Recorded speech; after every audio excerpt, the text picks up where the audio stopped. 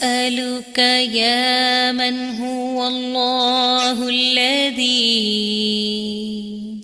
لا إله إلا هو الإله الرحمن الرحيم الملك القدوس السلام المؤمن المهيمن العزيز الجبار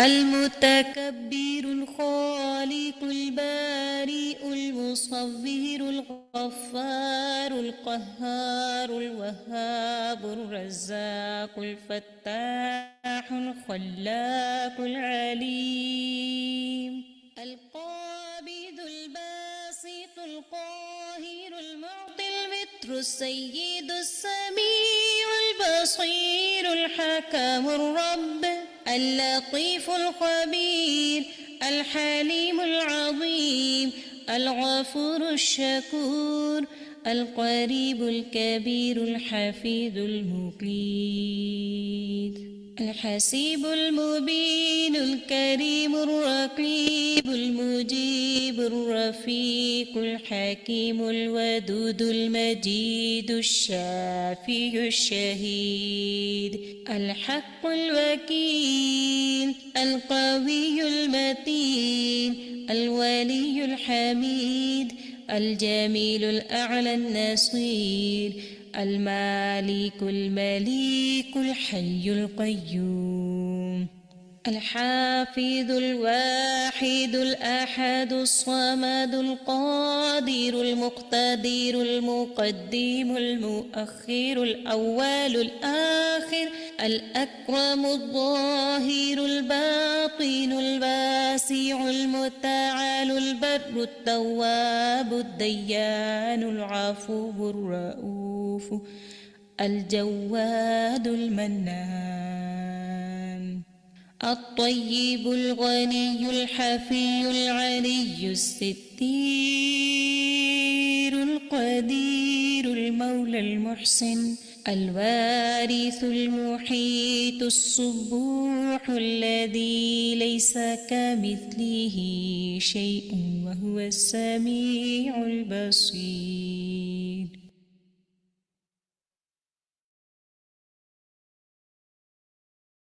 أعوذ بالله من الشيطان الرجيم. بسم الله الرحمن الرحيم. الحمد لله رب العالمين الرحمن الرحيم مالك يوم الدين إياك نعبد وإياك نستعين اهدنا الصراط المستقيم صراط الذين أنعمت عليهم غير المغضوب عليهم ولا الضالين.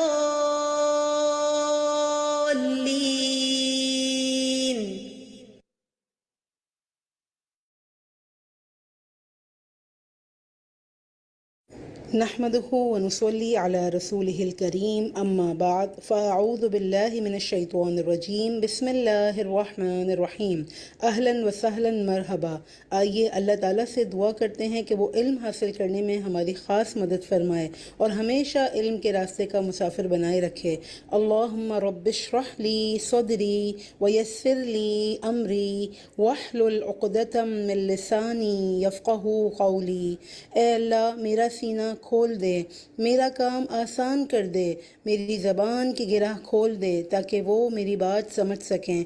Oh my Allah, expand for me my chest with assurance and ease for me my task and untie the knot from my tongue that they may understand my speech. Rabbi zidni ilma.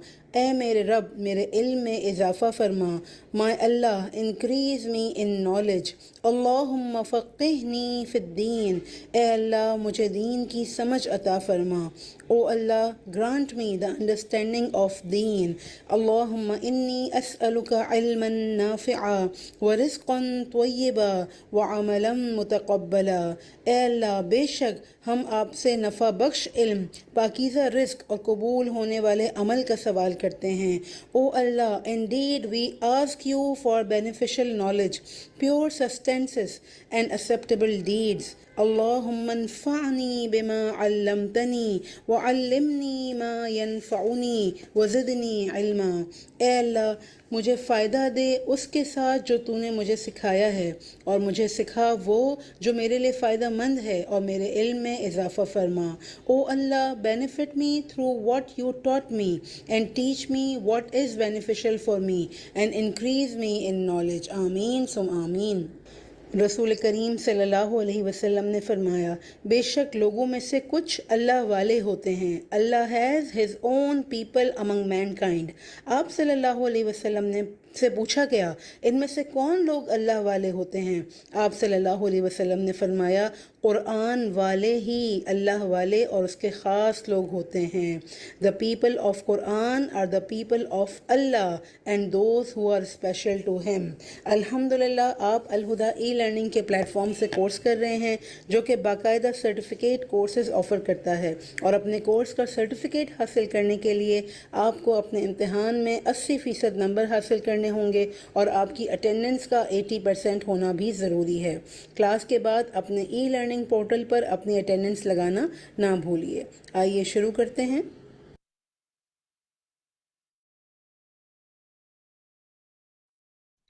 الحمدللہ رب العالمین. آج ہمارا lesson ہے آیت number 69 سے 71 تک. تو آئیے دیکھتے ہیں کہ سورۃ الانفال جس میں ہماری پریکٹیکل لائف سے لے کر بہت ساری ہدایات ہیں، تو آج ہمیں کیا نئی ہدایات ملتی ہیں اللہ کے فضل سے.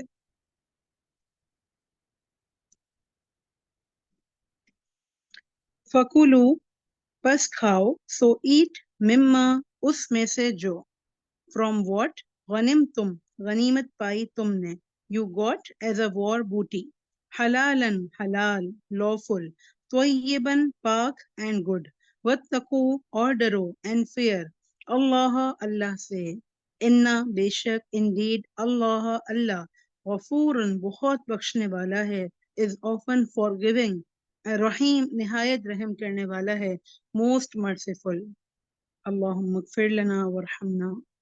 پھر فرمایا یا ایہا النبی، اے نبی، او پروفٹ، قل کہہ دیجئے، سے، لمن ان سے جو، لی اور من، ٹو ہو ایور، فی ایدیکم تمہارے ہاتھوں میں ہے، از ان یور ہینڈز، من الاسرا قیدیوں میں سے، آف دا کیپٹیوز، ان اگر، اف یعلمی جان لے گا، نوز اللہ اللہ، فی قلوبکم تمہارے دلوں میں، ان یور ہارٹس، خیرن کوئی بھلائی، اینی گڈ، یؤتکم وہ دے گا تمہیں، ہی ول گیو یو، خیرن بہتر، بیٹر، مما اس سے جو، then what اخذا لے لیا گیا، was taken منکم تم سے، from you، وَيَغْفِرْ لَكُمْ اور بڑی نعمت، and he will forgive اور وہ بخش دے گا، لکم تمہیں، you، واللہ اور اللہ، and اللہ، غفور بہت بخشنے والا ہے، is often forgiving، رحیم نہایت رحم کرنے والا ہے، most merciful. اللہم اغفر لنا ورحمنا.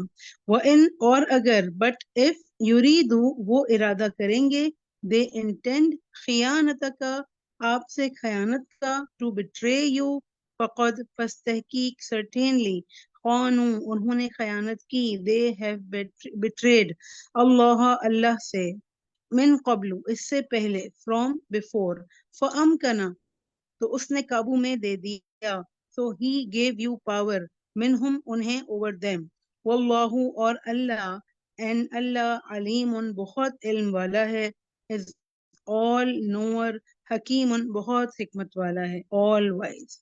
چلیے اس کا ہم با محاورہ ترجمہ پڑھتے ہیں تاکہ ہماری سمجھ اور بہتر ہو جائے. اعوذ باللہ من الشیطان الرجیم، بسم اللہ الرحمن الرحیم۔ چلیے جی، گروپ 2 آپ ریڈی ہیں ہمارے ساتھ؟ جی گروپ 2 کی ٹرن ہے آج۔ زہرا سلیم۔ جو غنیمت تم نے حاصل کی اسے حلال اور پاک سمجھ کر کھاؤ اور اللہ سے ڈرو، بے شک اللہ بہت بخشنے والا نہایت رحم کرنے والا ہے۔ بارک اللہ، شاباش۔ جی سعدیہ۔ اے نبی، جو قیدی تمہارے ہاتھوں میں گرفتار ہیں، ان سے کہہ دیجئے اگر اللہ تمہارے دلوں میں کوئی بھلائی جان لے گا تو وہ تمہیں اس سے بہتر عطا کرے گا جو تم سے قید میں لیا گیا ہے، اور وہ تمہیں بخش دے گا، اور اللہ بہت بخشنے والا نہایت رحم کرنے والا ہے۔ بارک اللہ۔ سعدیہ اس کو دیکھ لیجیے گا۔ اے نبی صلی اللہ علیہ وسلم، جو قیدی تمہارے ہاتھوں میں گرفتار ہیں، ٹھیک ہے، اور پھر یہاں پہ وہ تمہیں اس سے بہتر عطا کرے گا جو تم سے فدیے میں لیا گیا ہے۔ انشاءاللہ اس کی ایکسپلینیشن میں ہمیں اور بات سمجھ میں آئے گی۔ چلیے جی، اب ہم لاسٹ آیت کو انشاءاللہ انگلش میں پڑھتے ہیں۔ جی ثنا۔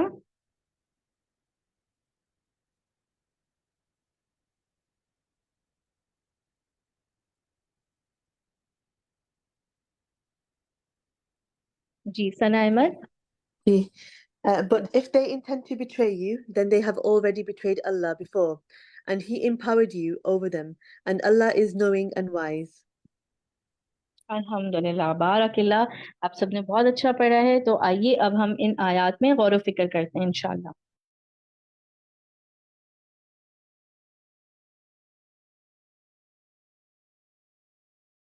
السلام علیکم ورحمۃ اللہ وبرکاتہ۔ نحمده ونصلي على رسوله الكريم، اما بعد، فاعوذ باللہ من الشیطان الرجیم، بسم اللہ الرحمن الرحیم، رب اشرح لي صدری ويسر لي امری واحلل عقدۃ من لسانی یفقهوا قولی۔ الحمد للہ الذی جعل لنا الاسلام دینا وجعل القرآن الکریم منہجا قویما۔ الحمد للہ الذی استعملنا فی طاعته ومن علینا بجزیل نعمہ وبرکاتہ۔ ہر قسم کی تعریف اللہ کے لیے ہے جس نے ہمارے لیے اسلام کو دین بنایا اور قرآن کریم کو صحیح منہج اور دستور بنایا۔ ہم اللہ کی حمد کرتے ہیں جس نے ہمیں اپنی اطاعت میں لگایا اور ہم پر اپنی بھاری نعمتوں اور اپنی برکات کے ساتھ احسان فرمایا۔ ہم شروع کریں گے آیت نمبر 69 سے۔ فَكُلُوا مِمَّا غَنِمْتُمْ حَلَالًا طَيِّبًا وَاتَّقُوا اللَّهَ إِنَّ اللَّهَ غَفُورٌ رَّحِيمٌ۔ جو غنیمت تم نے حاصل کی اسے حلال اور پاک سمجھتے ہوئے کھاؤ اور اللہ سے ڈرو، بے شک اللہ بہت بخشنے والا نہایت رحم کرنے والا ہے۔ پچھلی آیت میں فدیہ لے کر قیدی چھوڑنے پر جو تنبیہ ہوئی اور عذاب الہی سے ڈرایا گیا، تو مسلمانوں کو اس فدیے کے حلال ہونے میں شبہ ہوا کہ یہ ہمارے لیے اب حلال بھی ہے یا نہیں۔ تو اللہ تعالیٰ نے ان کے اس شبے کو دور فرما دیا کہ یہ بھی مال غنیمت کی طرح ہی ہے اور اس امت کے لیے حلال اور طیب ہے، اس لیے اس کو کسی شک و شبہ کے بغیر کھا سکتے ہو۔ فَكُلُوا مِمَّا غَنِمْتُمْ حَلَالًا طَيِّبًا۔ غنیمتم کا معنی کہ جو تم نے حاصل کیا، یعنی جو غنیمت تم نے حاصل کی، اور فدیہ بھی اسی کا حصہ ہے۔ نبی صلی اللہ علیہ وسلم سے پہلے کی امتوں کے لیے مال غنیمت حلال نہیں تھا، لیکن آپ کے لیے غنائم کو حلال کر دیا گیا، حلالن اور طیبن، یعنی حلال بھی ہے اور تم اس سے لطف اندوز ہو سکتے۔ ایک ہوتا ہے نا حلال چیز ہوتی ہے لیکن انسان اس کو ڈر ڈر کے پھر بھی کھاتا ہے، لیکن یہ کہ یہاں تم اس کو شرح صدر کے ساتھ کھا سکتے ہو، انجوائے کر سکتے ہو، یہ طیب بھی ہے، ناپاک نہیں ہے۔ اور کھانے کی دو شرائط ہے نا ہمارے لیے، ایک تو حلال ہو اور دوسرا طیب، یعنی حلال جس کو کھانے کی اجازت دی گئی ہو، اور طیب جو انسان کے حواس کو لذیذ بھی لگے اور نفس کو بھی اچھا لگے، یعنی جو دل کو اچھا لگے۔ ایک ہے حلال لیکن بس کھا رہے ہیں جیسے بیمار کا کھانا ہوتا ہے، لیکن ایک ہے حلال اور طیب بھی عمدہ۔ اور طیب میں حلال ذریعے سے، جائز ذریعے سے حاصل کیا ہوا، اور پھر اس کو کھانے کے بعد انسان کی طبیعت بھی خراب نہ ہو، یعنی یہ بھی طیب ہونے کی علامت ہوتی ہے کہ جو غذا انسان کو پچ جائے، پچ جائے کا مطلب سمجھتے ہیں نا، یعنی صحیح طور پر ہضم ہو جائے۔ قرآن مجید میں سورۃ النحل میں اللہ تعالیٰ فرماتے ہیں فَكُلُوا مِمَّا رَزَقَكُمُ اللَّهُ حَلَالًا طَيِّبًا وَاشْكُرُوا نِعْمَةَ اللَّهِ إِن كُنتُمْ إِيَّاهُ تَعْبُدُونَ۔ بس اللہ نے جو تمہیں حلال اور پاکیزہ رزق عطا کیا ہے، عمدہ رزق عطا کیا ہے، وہی کھاؤ۔ اگر واقعی تم اسی کی عبادت کرنے والے ہو تو اللہ کی نعمت کا شکر ادا کرو۔ قرآن مجید میں تمام رسولوں اور اہل ایمان کو بھی طیب کھانے کا حکم دیا گیا۔ یا ایھا الرسل کلوا من الطیبات واعملوا صالحا، اور یا ایھا الذین آمنوا کلوا من الطیبات ما رزقناکم۔ اور پاکیزہ کھانے میں مومن کی مثال نبی صلی اللہ علیہ وسلم نے اس طرح دی ہے کہ بے شک مومن کی مثال شہد کی مکھی کی طرح ہے، جو پاکیزہ چیز کھاتی ہے، پاکیزہ رس خارج کرتی ہے، اور جس پھول پتی پہ بیٹھتی ہے نہ وہ ٹوٹتا ہے اور نہ ہی خراب ہوتا ہے۔ اور ویسے بھی انسان کا نفس طیب اور پاک چیز کو پسند کرتے ہیں، فطری طور پر انسان کی خواہش یہ ہوتی ہے کہ جو کھائے وہ دیکھنے میں بھی اچھا لگے، ذائقے میں بھی اچھا لگے، اس کی خوشبو بھی اچھی ہو، اور کھا کے اس کو کوئی تکلیف بھی نہ پہنچے۔ تو پاکیزہ انسان کے ساتھ پاکیزہ چیزیں ہی مناسبت رکھتی ہیں۔ پیچھے خبیث اور طیب کا فرق ہم اچھی طرح پڑھ چکے ہیں۔ جو مومن ہوتا ہے پاکیزہ دل رکھتا ہے، پاکیزہ کلام بولتا ہے، گالی گلوچ سے پرہیز کرتا ہے، گندی باتیں زبان سے نہیں نکالتا، پاکیزہ ماحول اس کو پسند آتا ہے، غذا میں پاکیزگی اختیار کرتا ہے، اور پاکیزگی پر ہی وہ راضی ہوتا ہے، یعنی اس کی طبیعت راضی نہیں ہوتی حرام اور گندی چیزوں پر، اور اسے پاکیزگی کے ساتھ ہی سکون حاصل ہوتا ہے۔ اسی لیے وہ اپنے جسم میں، اپنے لباس میں، اپنی ہر چیز کے اندر پاکیزگی اختیار کرتا ہے، اور اس کو پاکیزہ کلمات ہی کی توفیق دی جاتی ہے جو اوپر چڑھ جاتے ہیں، اور پاکیزہ اعمال کی طرف اس کی رغبت ہوتی ہے، اخلاق بھی اس کا بہت پاکیزہ ہوتا ہے۔ تو حلال کھانا، اور پھر ایسا جو خوشگوار ہو، آسانی سے ہضم ہونے والا ہو، جسم اور روح کو اچھی غذا پہنچاتا ہو، تو روح بھی پاک، جسم بھی پاک، اخلاق بھی پاک، عمل بھی پاک، کھانا بھی پاک، اس کی ہر چیز پاک۔ لیکن نبی صلی اللہ علیہ وسلم نے خبردار بھی کیا کہ لوگوں پر ایسا زمانہ آئے گا جب آدمی اس کی پرواہ نہیں کرے گا کہ اس نے حلال یا حرام کس ذریعے سے کمایا، بس اس کو کھانے سے غرض ہوگی، اس کے فرق نہیں کرے گا۔ نعمان بن بشیر کہتے ہیں رسول اللہ صلی اللہ علیہ وسلم نے فرمایا اپنے اور حرام کے درمیان کسی حلال چیز کو آڑ بنائے رکھو، جس نے ایسا کیا وہ اپنے دین اور اپنی عزت کو محفوظ کر لے گا۔ اور جیسے پیغمبروں کو حکم دیا گیا نا کہ پاک چیز کھاؤ اور نیک اعمال کرو، تو ان دونوں کے درمیان بھی مناسبت ہے کہ انسان کا جب رزق حلال ہوتا ہے تو پھر اس کا نیکی کی طرف رجحان ہوتا ہے۔ تو اولاد کی تربیت میں بہت ضروری ہے کہ ہم ان کو جو لقمہ کھلائیں وہ حلال ہو۔ یحییٰ بن معاذ کہتے ہیں اللہ کی اطاعت کے خزانوں میں سے ایک خزانہ ہے اور اس کی چابی دعا ہے، حلال کے لقمے اس کے دندان ہیں، یعنی اطاعت جو ہے نا وہ اللہ کے خزانوں میں سے ایک خزانہ ہے، اور اس کی چابی دعا ہے، دعاؤں سے انسان نیکیوں کی طرف بڑھتا ہے، اور حلال روزی کے ساتھ توفیق ہوتی ہے۔ امام احمد سے پوچھا گیا دل کس طرح نرم ہوتے ہیں، دلوں کی نرمی کیسے ہوتی ہے، تو انہوں نے کہا حلال کھانے سے۔ حلال کھانا دل کو منور کرتا ہے، دل کی اصلاح کرتا ہے، اس کی وجہ سے اعضاء پاک ہو جاتے ہیں، خرابیاں دور کر دی جاتی ہیں، اور بے شمار فائدے حاصل ہوتے ہیں۔ حلال اور پاکیزہ چیز ہے وہ اللہ کی محبت اور جنت کی طرف لے جانے والا راستہ ہے، دعاؤں کی قبولیت کا سبب ہے، عمر میں برکت اور مال میں نشو و نما کا ذریعہ ہے، دنیا میں سعادت اور آخرت میں کامیابی اور نجات کا ذریعہ ہے، گفتگو اور افعال میں حلاوت کا سبب ہے۔ پاک کمائی کے فائدوں میں سے یہ ہے کہ اولاد میں برکت ہوتی ہے، تو آدمی کا اپنے ہاتھ سے کمائی کرنا بلندی اور عزت کا سبب ہے۔ اس کے برعکس حرام کھانے کے نقصان کیا ہیں؟ سہل کہتے ہیں حرام کھانے والے کے بارے میں کہ اس کے اعضاء ضرور نافرمانی کریں گے، وہ چاہے یا نہ چاہے، یعنی جس نے حرام کھایا ہوگا پھر اس کے اعمال میں ضرور کوئی برا عمل شامل ہو جائے گا، اور جو حلال کھائے گا اس کے اعضاء اللہ کی اطاعت کریں گے اور اسے نیک اعمال کی توفیق دی جائے گی۔ بعض سلف صالحین کہتے ہیں کہ بندہ ایک کھانا کھا لیتا ہے پھر اس سے اس کا دل الٹ پلٹ جاتا ہے، یعنی دل کی کیفیت بدل جاتی ہے، تو اس کے دل میں کچھ ایسا گھس جاتا ہے جیسے کہ چمڑے میں کچھ گھس جاتا ہے، اور وہ اپنی پہلی حالت پہ پھر واپس نہیں لوٹتا، یعنی اس کا دل بد دل ہو جاتا ہے، دل سخت ہو جاتا ہے، دل بے قرار ہو جاتا ہے، دل پہ زنگ لگ جاتا ہے، دل تاریک ہو جاتا ہے، پھر دعاؤں کی قبولیت میں رکاوٹ آنے لگتی ہے۔ اور پھر خاص طور پر اگر کسی مسلمان کا مال چھینا ہو اور حرام کھایا ہو، چاہے وہ بہن بھائی کیوں نہ ہو، بعض اوقات ایسا ہوتا ہے نا کہ وراثت کی تقسیم نہیں کرتے، یا کسی دوسرے بہن بھائی جو کمزور ہوتے ہیں ان کے مال کو غصب کر لیتے ہیں.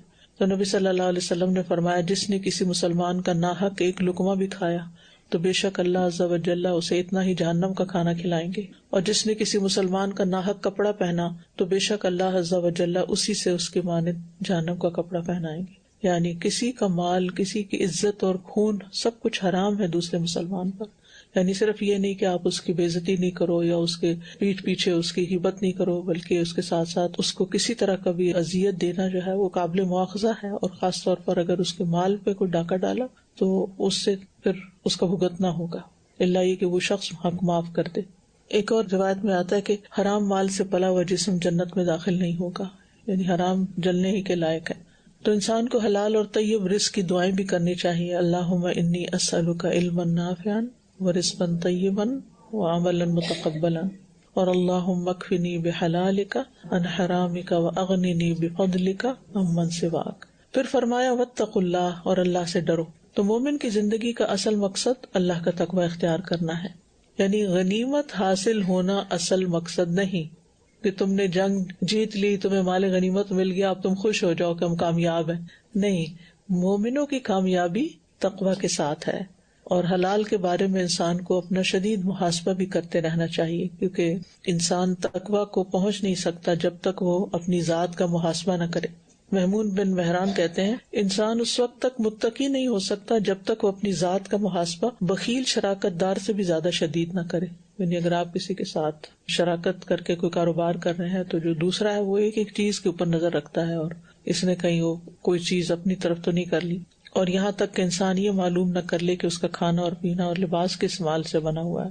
ان اللہ غفور الرحیم، بے شک اللہ غفور الرحیم ہے کہ توبہ کرنے والوں کی گناہ بخش دیتا ہے. یعنی اگر انسان سے ماضی میں کچھ ایسا ہو چکا ہے تو اس کو چھوڑ دے، پلٹ آئے. یعنی توبہ کا مطلب ہی یہ ہے کہ وہ کام چھوڑ دے اور اس سے واپس پلٹ آئے اور پھر اللہ تعالیٰ سے معافی مانگے. اور اللہ تعالیٰ مہربان ہے، رحیم ہے کہ اس نے تم پر مال غنیمت حلال کر دیا اور تمہارے لیے اس کو کھانا جائز قرار دیا. تو اس آیت سے جو باتیں پتہ چلتی ہیں وہ یہ کہ مال غنیمت اور فدیہ کا استعمال جائز ہے، اور حلال اور طیب کھانا جو ہے وہ انسان کی پرائرٹیز میں سے ہونا چاہیے، کیونکہ کھانا پینا روزمرہ کا کام ہے. اور پھر یہ کہ اللہ کا تقوی اختیار کرنا چاہیے کہ جن چیزوں کا اللہ تعالیٰ نے حکم دیا وہ کر لیا جائے، اور جن سے منع کیا گیا ان سے انسان رک جائے. یا ایھا النبی قل لمن فی ایدیکم من الاسری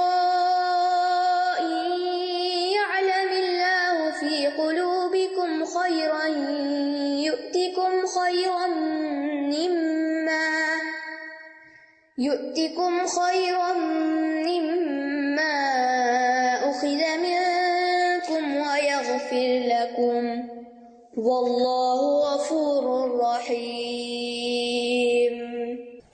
اے نبی، جو قیدی تمہارے ہاتھوں میں ہیں ان سے کہہ دیجئے اگر اللہ تمہارے دلوں میں کوئی بھلائی جان لے گا تو وہ تمہیں اس سے بہتر عطا کر دے گا جو تم سے فدیے میں لیا گیا ہے، اور وہ تمہیں بخش دے گا، اور اللہ بہت بخشنے والا نہایت رحم کرنے والا ہے. یہ آیت کریمہ بدر کے قیدیوں کے بارے میں نازل ہوئی. جب بدر کے قیدی لائے گئے، پکڑے گئے اور لائے گئے تو ان میں سے بعض نے اسلام کا اظہار کیا اور کہا کہ ہم تو جنگ میں شرکت کے لیے مجبور کیے گئے تھے، ہمارا ارادہ نہیں تھا لیکن ہمیں مجبور کیا گیا تھا.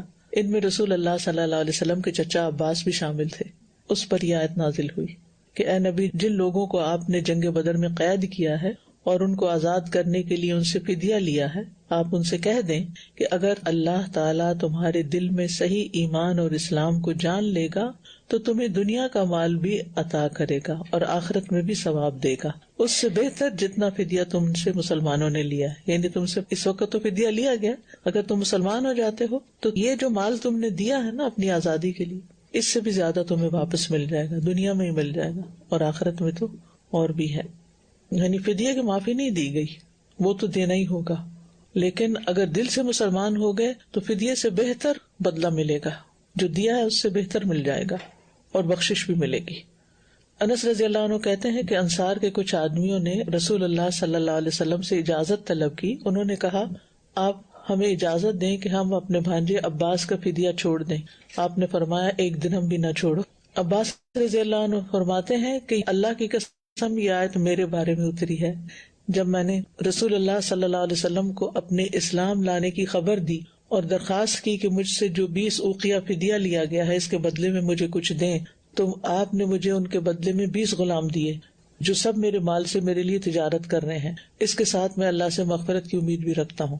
یعنی جب وہ مسلمان ہو گئے تو اس کے بعد انہوں نے کہا کہ مجھے جو لیا گیا ہے کچھ نہ کچھ اس کے بدلے دیا جائے. تو نبی صلی اللہ علیہ وسلم نے 20 غلام دیے اور وہ سب تجارت کر رہے تھے. تو ایک ایک غلام جو تجارت کرتا ہے اس کی آمدنی پروفٹ پھر کتنا ہوگا؟ کئی گنا زیادہ.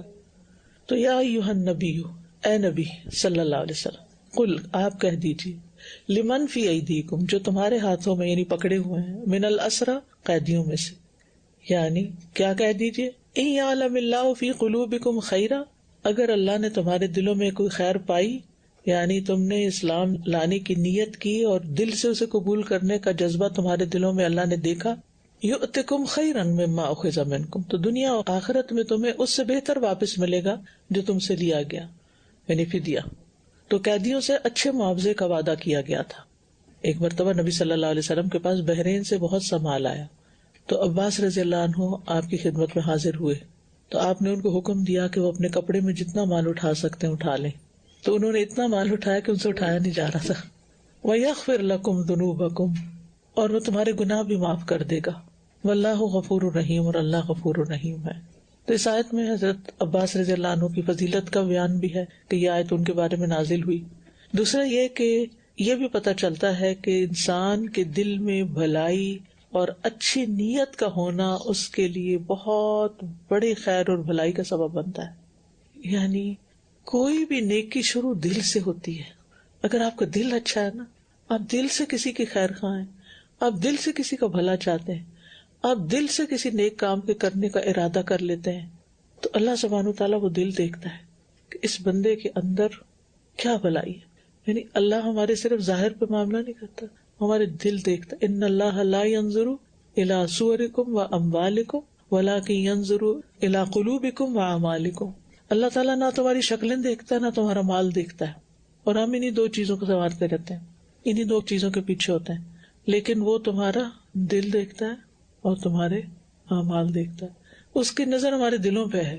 ہر وقت اپنے دل کا خود جائزہ لیتے رہیں کہ اس میں اس وقت کیا ہے. اگر کسی کے بارے میں برا خیال آ رہا ہے جھٹک دیں، اس کو نکالیں باہر. کیا ضرورت ہے؟ کیا ہمارا برا سوچنے سے وہ بندہ ٹھیک ہو جائے گا؟ وہ تو نہیں ٹھیک ہوتا. اسے نکالیں باہر.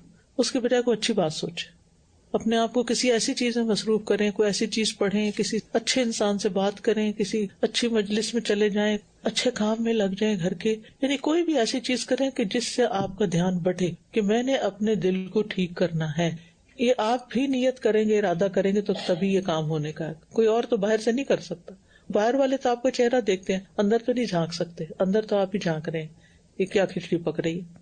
لہٰذا یہ جملہ نا قابل غور ہے. ان یعلم اللہ فی قلوبکم خیرا، اگر اللہ نے تمہارے دلوں میں کوئی خیر جانی پائی تو پھر ہی تمہیں اس کا سارا فائدہ دنیا میں بھی ہوگا آخرت میں.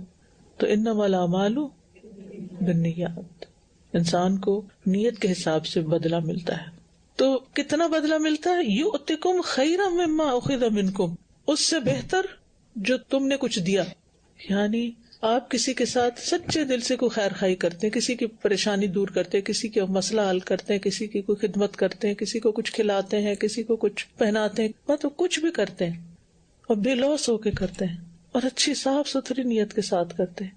تو جو آپ سے گیا ہے نا، آپ کے ہاتھ سے نکلا ہے، اللہ کا وعدہ ہے وہ اس سے زیادہ آپ کو لوٹائے گا. تو جو اپنے باطن کی اصلاح کرتا ہے اللہ اس کی دنیا اور آخرت دونوں کی اصلاح کر دیتا ہے. اور یاد رکھیے کہ باطن کی اصلاح جو ہے نا وہ آخرت کی فکر کے بغیر نہیں ہو سکتی، کیونکہ وہاں جا کے دلوں کے اندر سے بس سب نکال کے سامنے رکھ دیا جائے گا. وَحُصِّلَ مَا فِي الصُّدُورِ، جو سینوں میں ہے اس کو حاصل کر لیا جائے گا، وہ سامنے آنا ہے، اس پہ شرمندگی نہ ہو کل قیامت کے دن. اور پھر ہمارا ہم و غم کیا ہے، کس چیز کا ہم اپنے دل کو غم لگائے ہوئے، ہماری فکریں کیا ہیں، فکر دنیا یا فکر آخرت. ہر وقت اپنے آپ سے پوچھا کریں میری فکر کیا ہے، میری پریشانی کیا ہے، میں کس چیز کے بارے میں غمگین رہتی ہوں، کس چیز کے اوپر پریشان رہتی ہوں. تو تو اگر فکر آخرت ہے تو اس حدیث میں آتا نا کہ جس شخص نے اپنا ہم و غم فکر آخرت بنا لی، دنیا اس کے پاس ذلیل ہو کے آئے گی. یہ حدیث جو ہے ایک خاتون نے سنی اور اس نے یہ دعا مانگنی شروع کر دی، اللہم اجعل ہمی الآخرہ، اللہ میری ہم و غم آخرت کو بنا دے. وہ خاتون کہتی ہیں کہ میرا اس حدیث پہ اتنا یقین تھا اور میں نے یہ دعا مانگنی شروع کی، جتنے میرے مسائل اٹکے ہوئے تھے وہ سارے ہی صحیح ہو گئے. اولاد کی طرف سے بھی، مال کی طرف سے بھی، صحت کی طرف سے، میرا ہر مسئلہ ہی حل ہو گیا. میں نے اپنی فکر آخرت بنا لی کہ وہاں کامیاب ہونا ہے، اللہ نے میری دنیا بھی ٹھیک کر دی. اور ہم جتنا دنیا کے پیچھے غم کھاتے ہیں، دنیا آگے بھاگے چلی جاتی، ہمارے ہاتھ کچھ نہیں آتا، چاہے اولاد کا غم ہو، چاہے مال سے ہو، چاہے صحت کا ہو، چاہے کوئی بھی. تو پھر وہی بات ہے، ہمیں اپنے پہ کام کرنے کی ضرورت ہے، اپنے آپ پر. ہم ٹھیک ہو جائیں تبھی ٹھیک ہو جائے گا. لیکن ہمارا ہم و غم دوسرے ہوتے ہیں، یہ بچہ نہیں ٹھیک، وہ فلاں نہیں ٹھیک، یہ نہیں کرتا، وہ نہیں کرتا، وہ فلانی خرابی ہے. اور اگر اللہ نے نعمتیں دی ہیں، اپنے آس پاس سب ٹھیک ہے، تو دنیا بھر کی خرابیاں. پھر ہم اپنی مجلسوں میں وہ ڈسکس کرتے رہتے ہیں، جہاں رہتے نہیں وہاں کے مسائل ڈسکس کرتے رہتے ہیں. جی استاذہ جی، ایک کوشچن ہے، آلویز سے ہے لیکن آج پوچھنے کا ٹائم آ گیا. بینگ اے نارمل پرسن، ہم سب اور میں اسپیشلی، جب بھی ہم کسی کو دیکھتے ہیں تو ہمیں اس کی ساری خرابیاں نظر آتی ہیں. یہ جو آئیز ہیں ہمیشہ دوسروں کو دیکھتی ہیں، اپنے آپ کو نہیں ہم دیکھتے. ایسا کیا وے ہو کہ جب ہم کسی کو دیکھیں اس کی صرف اچھائیاں ہمیں نظر آئے اور ہم یہ سوچیں کہ میرے اندر یہ ہے کہ نہیں، اور اس کی خرابیاں بھی نظر آئے اور یہ سوچیں کہ میرے اندر بھی یہ ہے کہ نہیں. یہ جو میرر ہے آئیز کا، یہ ریفلیکشن کیسے واپس اپنی طرف آئے؟ یہ ادھر ہی رہتا ہے، اس طرف نہیں آتا. اس کے لیے دل کی آنکھیں وا کرنی پڑیں گی، دل کی بصیرت. وہ کہتے ہیں نا فَإِنَّهَا لَا تَعْمَى الْأَبْصَارُ وَلَكِنْ تَعْمَى الْقُلُوبُ الَّتِي فِي الصُّدُورِ، کہ آنکھیں اندھی نہیں ہوتی، وہ دل اندھے ہو جاتے ہیں جو سینوں میں ہے. تو جب دل روشن ہوتا ہے نا تو پھر وہ دعا ہے نا کہ میری نگاہ عبرت کی نگاہ بنا دے. یہ تو ہم نہیں کر سکتے کہ اگر کوئی خرابی کر رہا ہے تو ہمیں نظر ہی نہ آئے، وہ تو آئے گی. لیکن جب دوسرے کی خرابی دیکھیں تو دعا کریں کہ اللہ اس کو بھی ہدایت دے دے، اللہ مجھے اس سے بچا لینا، اور اگر میرے اندر بھی یہ چیزیں موجود ہیں تو ان کو نکال دے. یعنی چیز جاتی ہے نا، باؤنس بیک ہو کے اندر جاتی، دیکھا آپ نے واپس اندر کیا. جب اندر جائے تو اندر پھر تطہیر کا عمل شروع ہو جائے، اور اس میں پھر دعا کا اور اللہ سے ایک کنیکشن کا. شاید مجھے صحیح سمجھ نہیں آ رہی ہے، اس آیت میں بتایا ہوا ہے نا کہ قیدیوں کی بھی بات کی ہوئی ہے، رائٹ، کہ جو مجھے سمجھ میں آئی ہے کہ اگر وہ دین اسلام لے آئیں گے تو اللہ تعالیٰ نے ان کے لیے مغفرت بھی رکھی ہے اور ان کو بہت زیادہ بھی دیا جائے گا. پچھلی آیت 67 میں ناراضگی کا اظہار کیا گیا تھا کہ کیوں لی گئی، کیونکہ تمہارا اصل مقصد یہ نہیں ہونا چاہیے تھا، تمہارا مقصد تو اس فتنے اور شر کو ختم کرنا ہونا چاہیے تھا. یعنی پریفرنس وہ تھی لیکن رخصت یہ تھی. تو توقع کی گئی کہ جو ترجیحی عمل ہے وہ کیا جائے. پریفرنس سے مراد یہ ہے کہ مسلمان جب جنگ کر رہے تھے تو ان کی نظر مال پہ نہیں ہونی چاہیے تھی، اسلام کے دشمنوں کو ختم کرنے پہ ہونی چاہیے تھی. ٹھیک ہے، تو شروع میں بھی آپ دیکھیں سورت کے کس چیز کی اصلاح کی گئی. مال غنیمت کے بارے میں جب ہر ایک نے کہا جو ہم نے لیا ہے وہ ہمیں مل جائے، جو جاہلیت کا طریقہ تھا، تو ان کو اس سے ہٹا کے کس چیز کی اصلاح کے اوپر توجہ دلائی گئی. اصلح ذات بینک، اگر پہلا پیج آپ کو کچھ بھی یاد ہے، اپنی اصلاح کرو، اپنے درمیان اصلاح کرو وغیرہ وغیرہ. تو جب بعد میں مشورہ ہو رہا تھا تو دو گروہ تھے نا، حضرت عمر والا اور حضرت ابو بکر والا. تو مشورے پر عمل ہوا حضرت ابو بکر والے حصے پر، جس کے نتیجے میں پھر یہ سارا غنیمت اکٹھی کی گئی. اس پر عتاب آیا کہ اگر اللہ کے ہاں یہ چیز جائز نہ ہوتی تو پھر اس پر تمہاری پکڑ ہو جاتی. تو اس کے بعد پھر لوگوں کے دل میں شک آ گیا کہ یہ جو ہم نے لیا بھی ہے یہ پتہ نہیں جائز بھی ہے کہ نہیں. تو اس کی پھر اجازت دے دی گئی، اور اس کے ساتھ جن سے یہ سب لیا گیا تھا ان کو خوشخبری بھی سنائی گئی کہ اگر تم مسلمان ہو جاؤ گے تو تمہیں اس سے بھی زیادہ ملے گا، دنیا اور آخرت میں ملے گا. آئی ہوپ اٹس کلیئر نا. تو بات یہ ہے کہ جو اپنے باطن کی اصلاح کر لیتا ہے اللہ اس کی آخرت کی اصلاح کر دیتا ہے. آج جو آپ نے ابھی سوال کیا تھا نا، میں پھر اس کی طرف بھی آتی ہوں کہ بعض اوقات آپ کو اللہ تعالیٰ ایسی جگہ لے جاتا ہے نا کہ جو آپ روزانہ روزمرہ کی زندگی میں نہیں دیکھتے. آج مجھے ایک ڈاؤن ٹاؤن میں ہاسپٹل جانے کا اتفاق ہوا تو میجورٹی وہاں لوگوں کی، ہارڈلی کوئی ایک آدھ مسلم دیکھا ہو کہ خاتون تھی حجاب والی، باقی سارے اور جو ڈریسز اور وہ سب. تو آپ کہتے ہیں نا دیکھ کے، اب یہ تو میں نہیں کہہ سکتی یہ سب ٹھیک کر رہے ہیں، یہ صحیح ہے. تو میں سمیتا کو کہہ رہی تھی، میں نے کہا کہ دیکھ کے نا مجھے ان پہ رحم آ رہا ہے کہ ان کو اس سے آگے کا کچھ پتا نہیں. اور لٹرلی میری آنکھوں میں آنسو آ گئے نا. اب میں خرابیاں تو میں دیکھ رہی تھی، لیکن وہی نا کہ خرابی دیکھ کے یہ تو آپ نہیں کہہ سکتی خرابی نہیں ہے، وہ تو آپ کو خرابی نظر آئے گی، لیکن اس کے بعد پھر آپ کا دل کیا کہتا ہے کہ یہ جو غلط طرف جا رہا ہے بندہ، کوئی طریقہ ہو کہ اس کو ہیلپ کی جائے، اس کو اس سے نکالا جائے. اور اگر آج کی مسلمان جنریشن محنت کرے گی تو ہو سکتا ہے ہماری اگلی جنریشن میں سے کچھ لوگ ایسے نکلیں کہ جو ان لوگوں کے لیے زیادہ بھلائی کا کام کر سکیں. مائی کوشچن رائٹ ناؤ، علم کتنا ضروری ہے اور اس کو ڈیپتھ میں جا کے سمجھنا کتنا ضروری ہے. حکمت لاسٹ ویک کیونکہ اب I am from Alhuda, I am a Quran person now, I take Quran every day here, تو میری جاب بن گئی ہے کہ اس کو واپس بھی دینا. تو میں بات کرتی ہوں لوگوں سے. I was talking to somebody, she's like, I have a friend, she was extremely religious, very, اتنا کہ ہم لوگ اس کو مینٹور کرتے تھے، اتنی اچھی حجاب یہ. Now she's an atheist. She said کہ I don't believe in anything now. And she's asking me, آپ تو الہدا جاتی ہیں, tell me how can I help her. اس کی بات سن کے first تو my heart was, I have no words. پہلی بات مجھے شرمندگی ہوئی, extremely شرمندگی کہ میں 1 سال سے یہاں پہ آ رہی ہوں. I have no words to tell her کیونکہ میرا علم اتنا ہے ہی نہیں ابھی. تو علم حاصل کرنا اس ٹائم میں نے ریئلائز کیا کہ کتنا ضروری ہے, تو کرتے رہنا کتنا اس کو ضروری ہے. اور all these years have gone and I was in the dark place. الحمدللہ کہ he found me lost and he guided me. Second, آپ جو کہتی ہیں کہ you have to protect yourself always from your نفس اینڈ فرام شیطان. 2 دشمن ہیں جو ہر وقت آپ کے ساتھ ہیں. نو میٹر آپ کتنا بھی علم حاصل کر لیں, a day will come when they take over you. تو اس سے بچنے کے لیے اس کا تو میں نے ہیلپ نہیں کی, لیکن مجھے اپنی ہیلپ کرنی ہے پہلے. میں کیسے اپنے آپ کو اس سے پروٹیکٹ. حضرت ام سلمہ سے پوچھا گیا کہ وہ کون سی دعا تھی جو نبی صلی اللہ علیہ وسلم بہت کثرت سے پڑھتے تھے.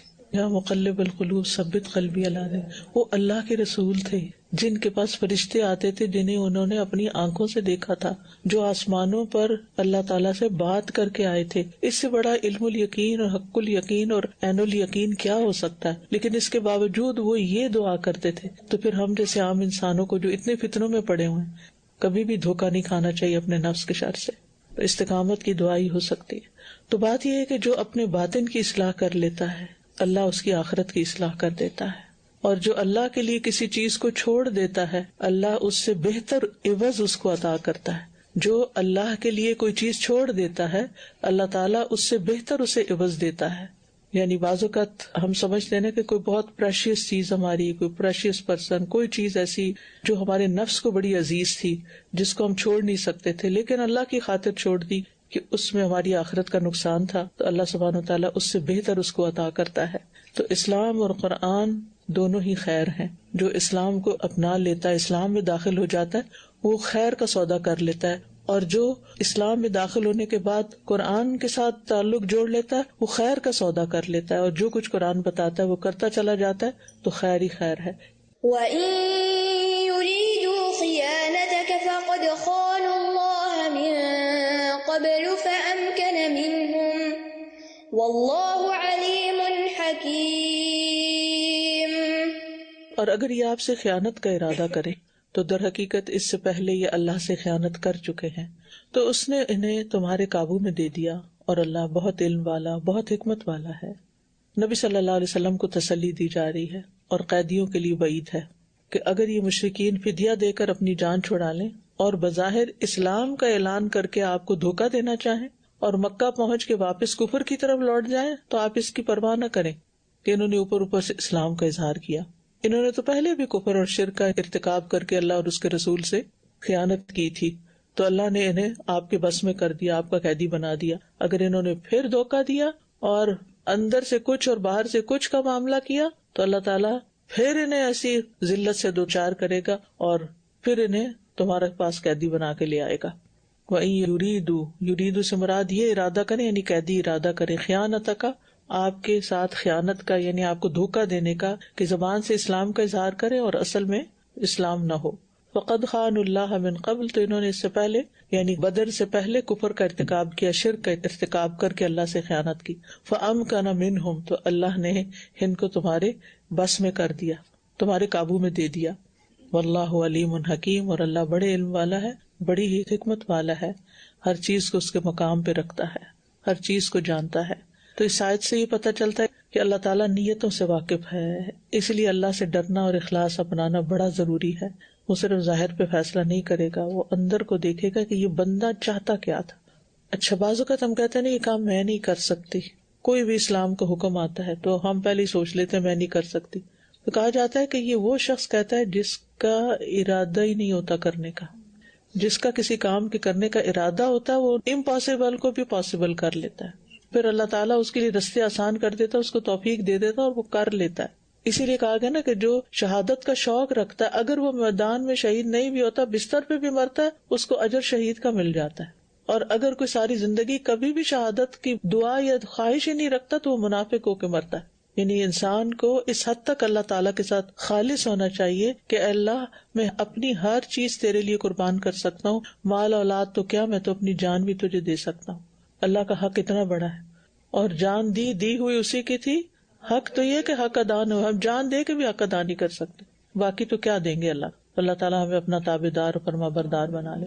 وآخر دعوانا ان الحمد للہ رب العالمین. سبحانک اللہم وبحمدک، اشہد ان لا الہ الا انت، استغفرک واتوب الیک. السلام علیکم ورحمۃ اللہ وبرکاتہ.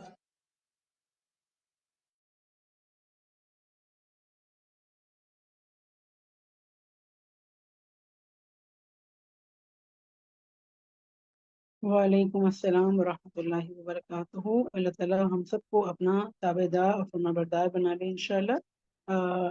میری ایڈمن سے ریکویسٹ ہے کہ وہ میرے دوسرے نمبر کو ہوسٹ بنا دیں انشاءاللہ، تاکہ وہاں سے اسکرین شیئر کی جا سکے.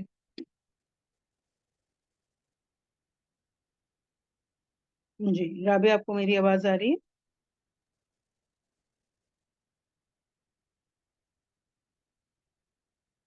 جی باجی السلام الحمدللہ.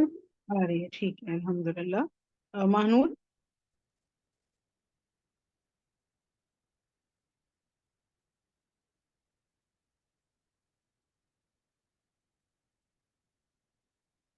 اللہ اکبر کبیرہ والحمد للہ کثیرہ وسبحان اللہ بکرۃ واصیلا. اللہ اکبر کبیرہ والحمد للہ کثیرہ وسبحان اللہ بکرۃ واصیلا. اللہ اکبر. چلیے آپ سے ایسا کرتے ہیں کہ پوچھنا شروع کرتے ہیں اپنے سوالات کا سلسلہ، اور جیسے ہی پھر اسکرین شیئر ہوتی ہے تو آپ کے ساتھ اسکرین بھی شیئر کرتے ہیں الحمدللہ. بسم اللہ.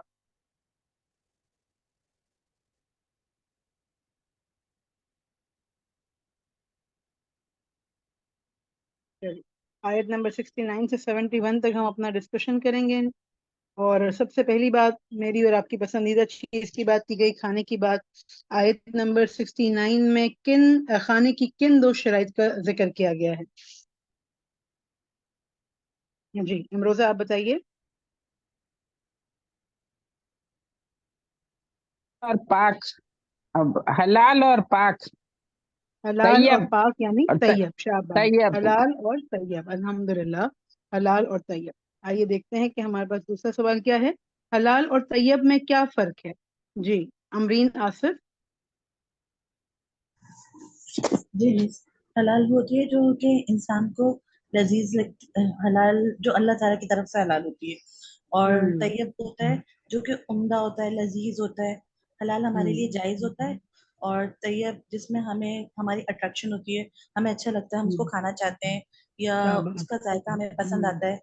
جی بالکل آپ نے صحیح بتایا امرین. حلال کو بھی صحیح ڈیفائن کیا کہ جو اللہ کی طرف سے حلال ہو. ٹھیک ہے، مثال کے طور پر سیب جو ہے وہ اللہ کی طرف سے حلال ہے، لیکن اگر وہ حرام کمائی سے کمایا ہوا ہے تو پھر وہ حرام ہو جاتا ہے. تو اللہ کی طرف سے حلال کا کیا مطلب ہے کہ وہ چیز اٹسیلف بذات خود بھی حلال ہو اور آئی بھی حلال ذریعے سے ہو. ٹھیک ہے، اسی طرح اگر آپ شراب کی مثال لیں، شراب کیا ہے؟ بذات خود حرام ہے، چاہے وہ حلال کمائی سے خریدی جائے، نعوذ باللہ. اور اسی طرح طیب میں کیا ہے؟ جو انسان کے حواس کو لذیذ لگے، عمدہ لگے. اس کے اندر ایک اور بہت ہی اہم بات تھی جس کو اکثر ہم جو ہے غفلت برت جاتے ہیں، جس بات سے. سمینہ شاہد.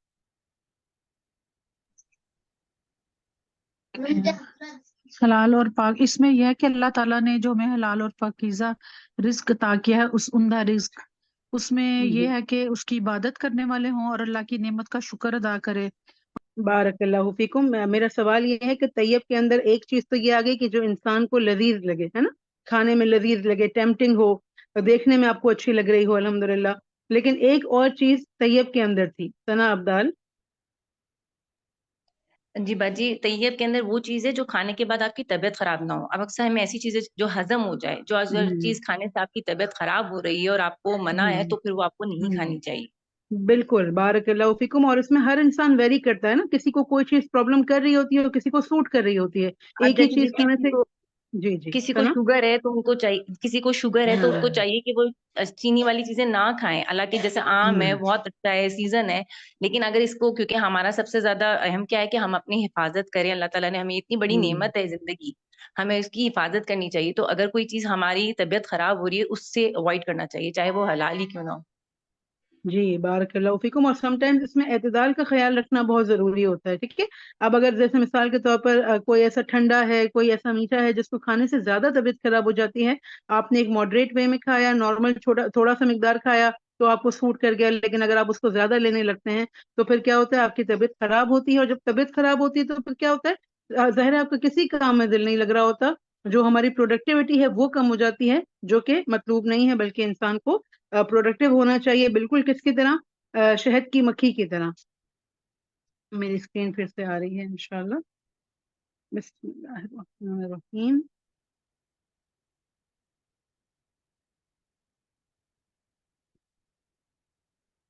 جی، تو ہم دیکھتے ہیں کہ ایک مومن کی شخصیت کیسی ہوتی ہے اور ساتھ ساتھ اپنا بھی موازنہ کرتے جائیں گے. زہرا. جی باجی، مومن کی شخصیت ایسی ہے کہ جس کا کلام بھی پاک ہو، اس کا ماحول بھی پاک ہو، اس کی غذا بھی پاک ہو اور اس کا جسم و لباس بھی پاک ہو. وہ گالی گلوچ نہیں کرے گا، وہ گندی باتیں نہیں کرے گا، وہ پاکی اور پاکیزگی سے کم پہ وہ کمپرومائز نہیں کرے گا. اس کی ہر چیز میں اسے سکون بھی پاکیزگی میں ہی ملے گا. اور پھر اسے اللہ کی طرف سے کلمات کی توفیق بھی، پاکی والی ہی کلمات کی توفیق ملتی ہے. اور اس کے پھر اعمال بھی پاکی ہوتے ہیں جو اوپر چڑھتے ہیں، اور اس کے اخلاق بھی پاک ہوتے ہیں. ٹھیک ہے، الحمدللہ. اور اس کو کس سے تشبیہ دی گئی ہے مومن کو؟ مومن کی مثال شہد کی مکھی کی طرح ہے، جو پاکیزہ چیز کھاتی ہے، پاکیزہ رس خارج کرتی ہے، اور جس پھول پتی پہ بیٹھتی ہے نہ وہ ٹوٹتا ہے اور نہ ہی وہ خراب ہوتا ہے. الحمدللہ رب العالمین.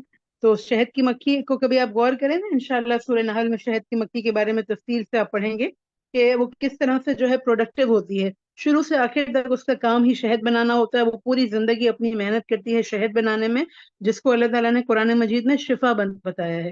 تو جب مومن بھی پاکیزگی اختیار کرتا ہے، چاہے اس کا کوئی بھی معاملہ ہو، اخلاق کا معاملہ ہو، تعلقات کا معاملہ ہو، بات چیت کا معاملہ ہو، تو پھر اس سے اس کی جو پروڈکٹ نکلے گی باہر، وہ کیا ہوگی؟ وہ بھی پاکیزہ ہوگی اور لوگوں کے لیے ہدایت، نور اور شفا کا سبب بن جائے گی انشاءاللہ. چلیے ہم اچھا، ادین فاطمہ اپنے آپ کو انمیوٹ کر کے بتائیے کہ آپ نے اس سے کیا سیکھا شہد کی مکھی کی مثال سے؟ جی میم، میں نے سیکھا کہ ہمیں اللہ کی عبادت کرنی چاہیے. تو شہد کی مکھی بھی کیا اللہ کی عبادت کرتی ہے؟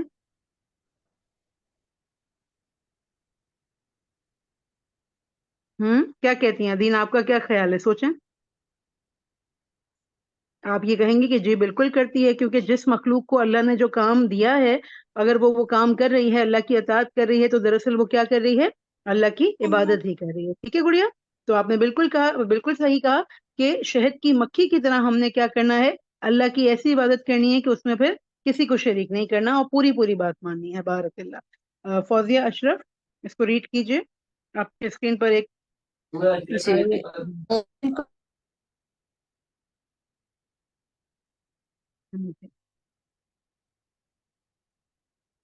جی فوزیہ، آپ کی آواز ہم تک نہیں آ رہی.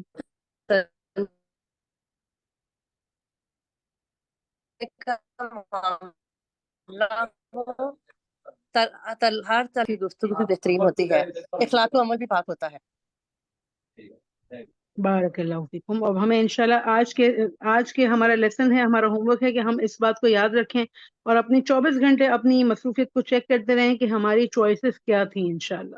اچھا، اریحہ فاطمہ اپنے آپ کو انمیوٹ کیجئے. اریحہ فاطمہ G3 سے. اگلا سوال دیکھیے، آپ کے خیال میں وہ کیا وجوہات ہوتی ہیں کہ جن کی بنا پر لوگ اکثر حلال کو چھوڑ کر حرام کی طرف چلے جاتے ہیں؟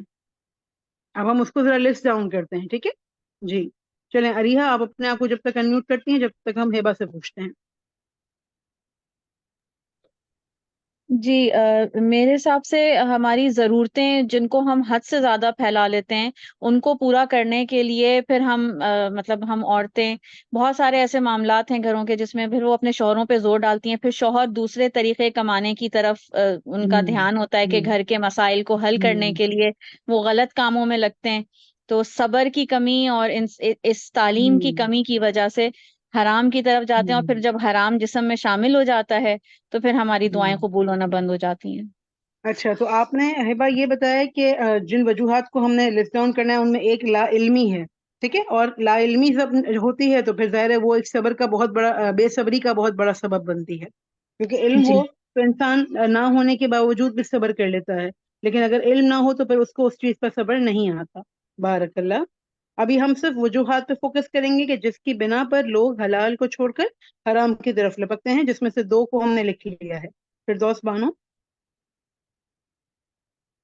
جی باجی، اور یہ ہو سکتا ہے کہ ہے نا قیامت کا ڈر نہیں ہے، مطلب آخرت کا جس کو خوف اور ڈر نہیں ہے، اللہ سے ملاقات کا ڈر نہیں ہے، وہ لوگ ہے نا اس پر ہے نا حلال حرام کی تمیز بھول جاتے ہیں ہم لوگ۔ شاباش، آخرت سے بے خوفی، بالکل صحیح۔ جی افرا این انم۔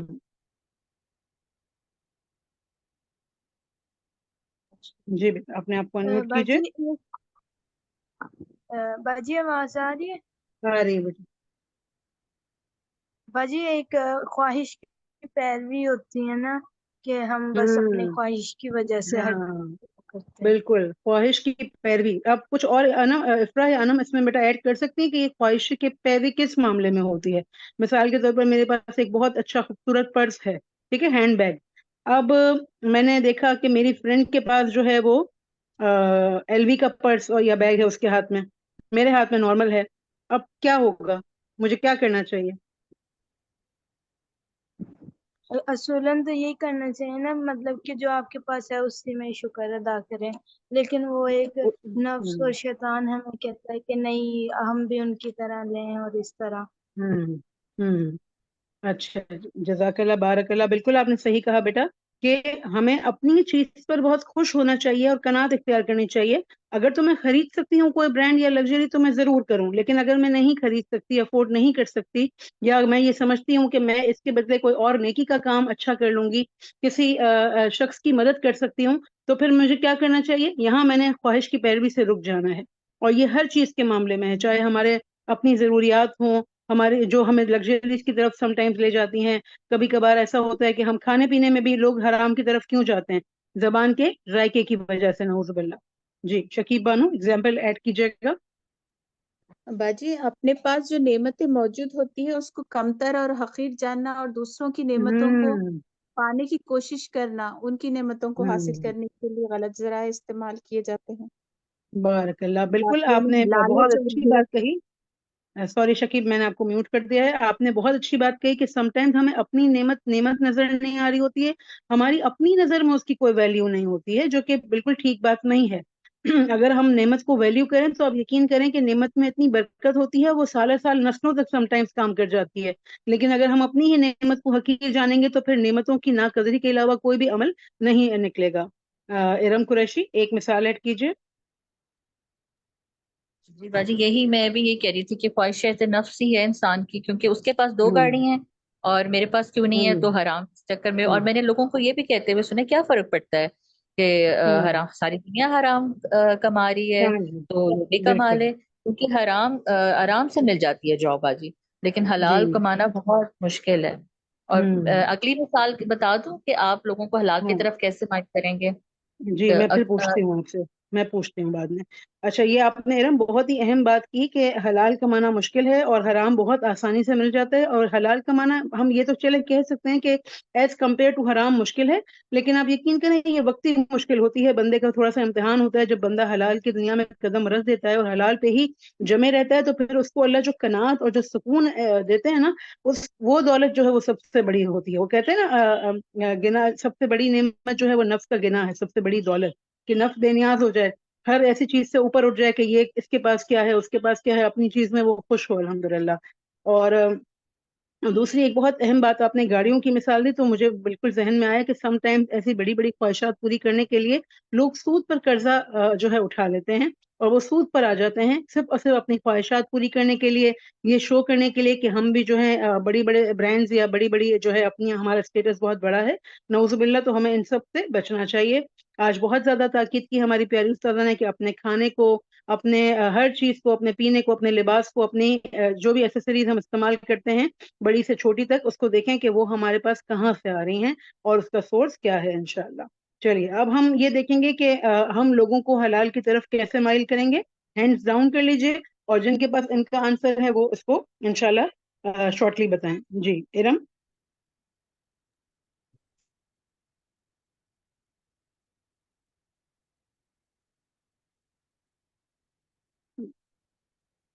جی ارم، آپ کچھ اس کے اوپر کہنا چاہ رہی تھی؟ جی باجی، میں ان کو حرام کا بتاؤں گی کہ حرام کھانے کے نقصانات کتنے ہیں، اور حدیث بتا کے ان کو اس طرف مائل کروں گی کہ حرام مال سے پلا ہوا جسم جنت میں داخل نہیں ہوگا، اور یہ یعنی حرام جلنے ہی کے لائق ہے.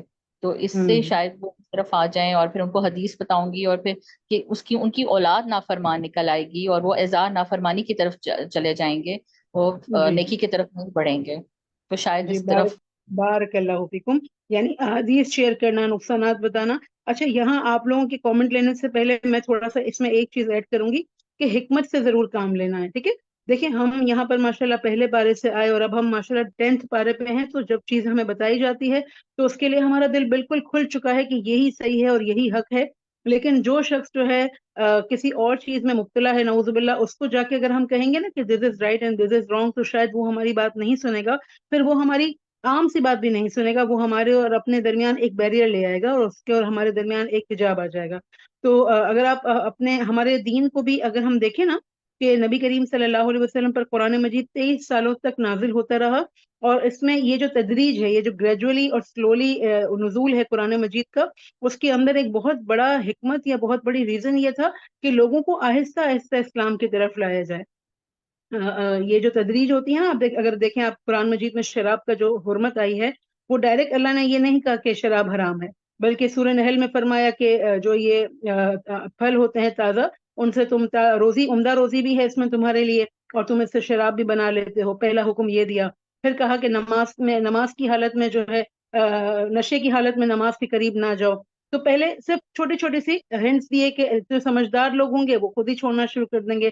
آخر کہیں تیسرے بار آیات نازل ہوئی تھی شراب کی حرمت کی.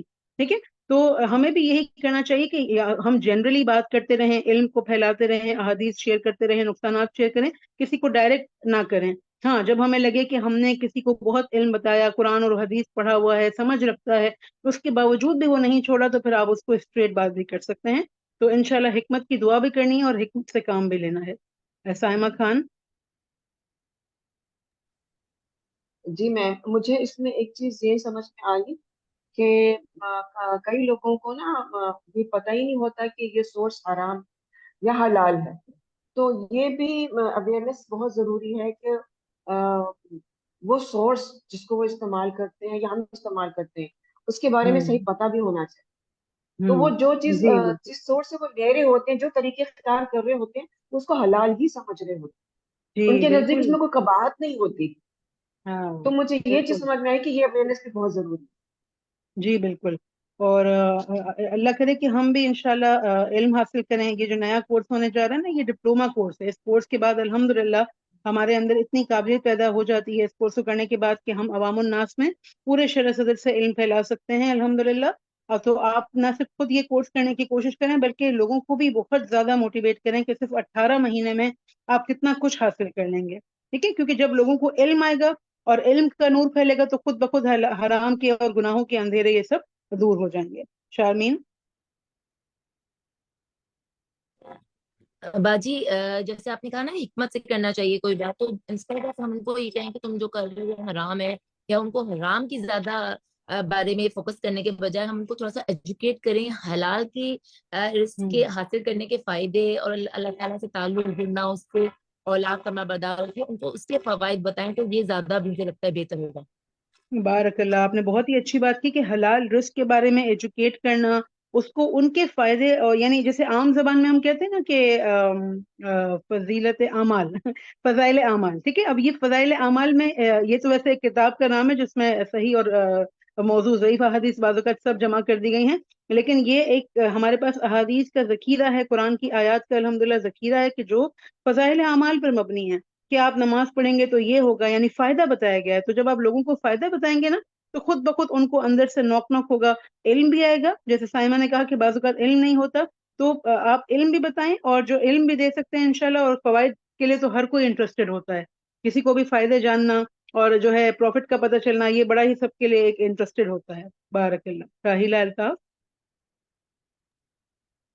باجی میں بھی یہی کہوں گی کہ آہستہ آہستہ دین کی طرف بلانا، اور تھوڑا تھوڑا کر کے ہم اپنی اولاد کو بھی ہم دیکھتے ہیں کہ وہ نمازوں میں انٹرسٹ، اور جیسے ہم اگر سختی اور بہت جلدی جلدی، میرا خود کا تجربہ میں کہہ رہی ہوں، میں ایک وقت تھا کہ میں اپنے بیٹے کو کہتی تھی کہ نہیں پڑھو، ڈانٹتی تھی اس طرح نہیں اس طرح نہیں، پھر میں یہ سب سن کے میں نے بہت نرمی سے اور آہستہ آہستہ میں نے زور زبردستی کرنا چھوڑ دی۔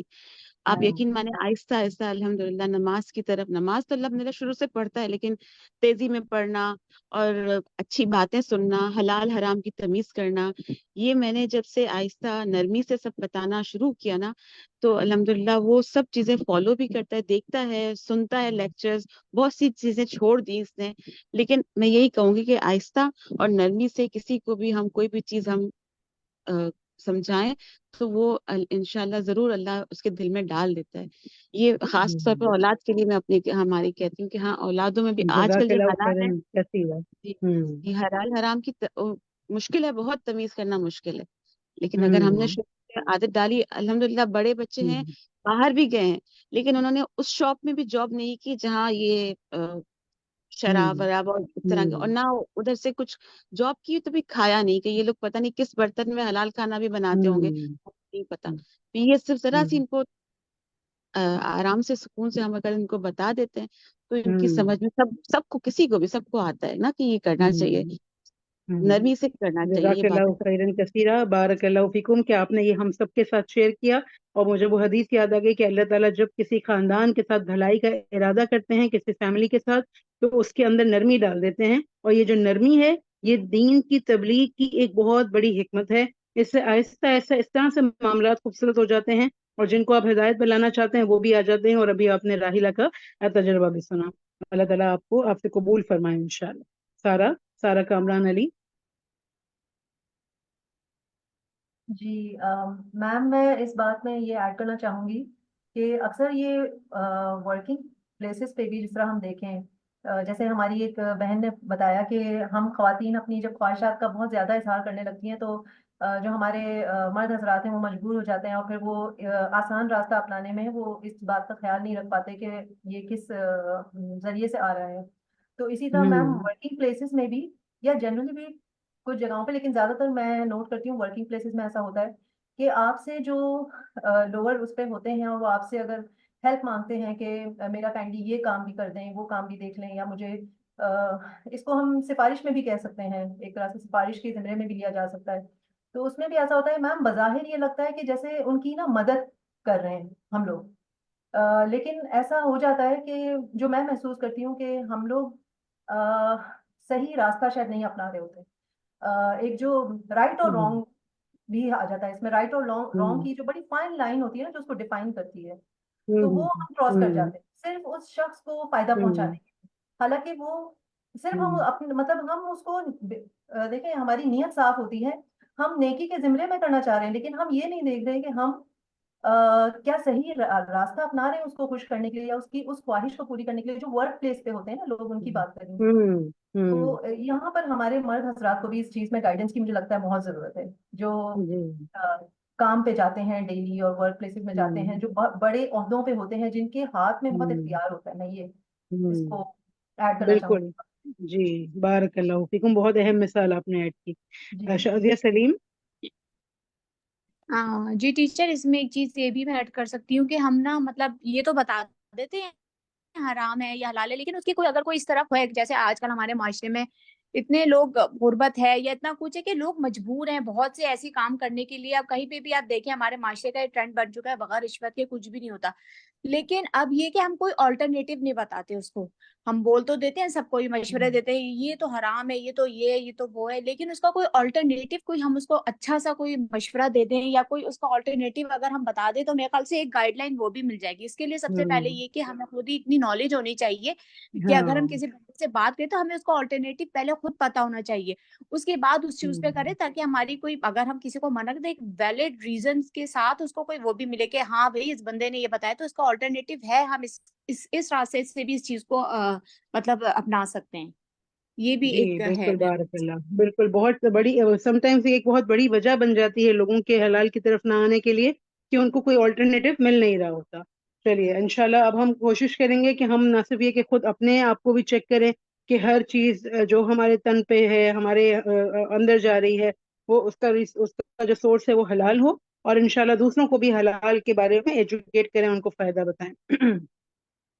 अच्छा जी, इसके बाद हम चलें एक और आपसे पूछते हैं, क्योंकि ये जो रिस्क है ये हम सबका एक बहुत ही टॉपिक होता है हमारे लिए, जिंदगी का एक बहुत अहम जो है एक मौजू है, जिंदगी का एक बहुत अहम चीज है, और इसके लिए हम अक्सर दुआएं भी करते हैं। तो हम ग्रुप वाइज पूछते हैं कि आप हमें दुआएं बताएं, ठीक है? ग्रुप वन हमें बता सकता है कोई रिस्क की दुआ? कौन सुनाएगा ग्रुप वन में से? किसी को भी किसी रिस्क की, हलाल रिस्क की कोई भी दुआ आती हो? इंटरनेट मेरी दूसरे सेल फोन पे बहुत ही ज्यादा प्रॉब्लम कर रहा है, कोशिश कर रही हूँ कि स्क्रीन पर आ जाए, लेकिन सवाल समझिए। आपको हलाल रिस्क की कोई दुआ बतानी है ग्रुप वन से, फिर हम ग्रुप टू पर आएंगे। नदा बाबर।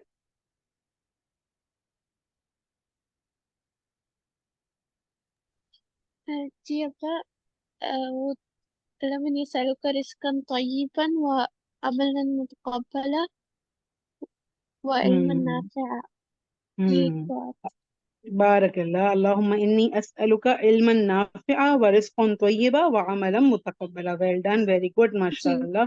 अच्छा, ये जो दुआ है ना, हदीस में आता है कि फजर की नमाज के बाद जब अल्लाह के नबी सलाम फेरते थे, तब ये सबसे पहली ये दुआ मांगते थे, उसके बाद कहते थे अल्लाहु अकबर। वैसे हम हर नमाज के बाद कहते हैं ना अल्लाहु अकबर, लेकिन फजर की नमाज में पहले ये पढ़नी है और फिर दुआ मांगनी है।